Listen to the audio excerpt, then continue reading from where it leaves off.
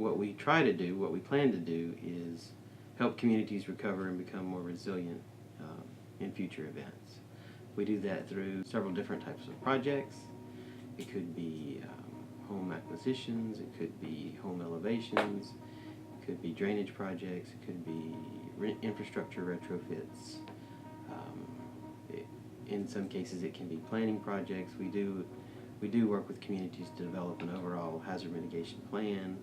The state has an overall hazard mitigation plan. So those are our goals. There's houses across the state. You can drive through a neighborhood and look at homes that are elevated. It's highly possible that we FEMA and GOSEP had a hand in helping that community with raising homes. And my goal is to work myself out of a job. I don't want to have to help people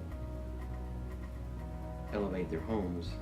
I don't mind it because I know I'm helping people, but my goal is for them to be able to be protected, not need the help of the state or the federal government. One of the factors that I consider when I look at acquisitions or elevations in Louisiana is that people in Louisiana are going to live where they want to live. People in Louisiana are a resilient people by nature. They've always liked to be near the water.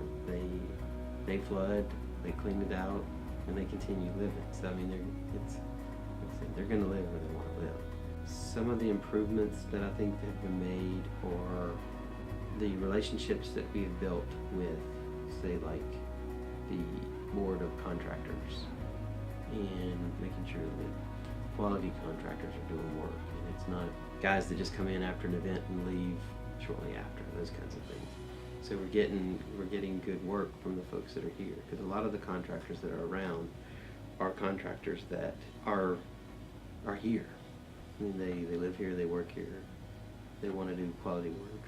Educating communities and having them understand that it's a lengthy process. And I think we're at the point with our communities that they get that.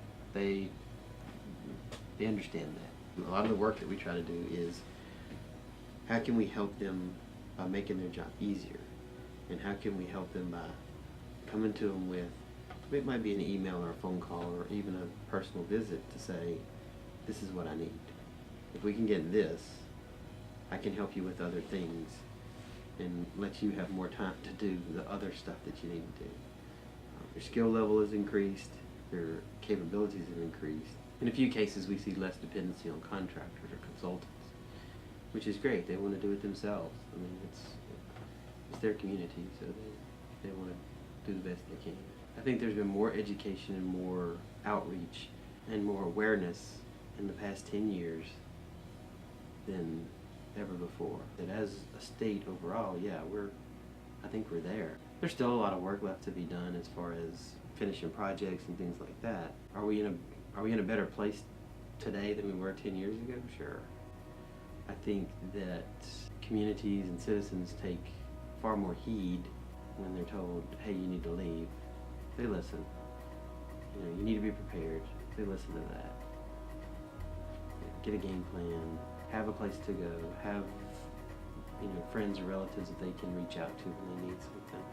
Those are big things. But seeing communities be able to stand up on their own and take on a level of response and recovery has been a big improvement.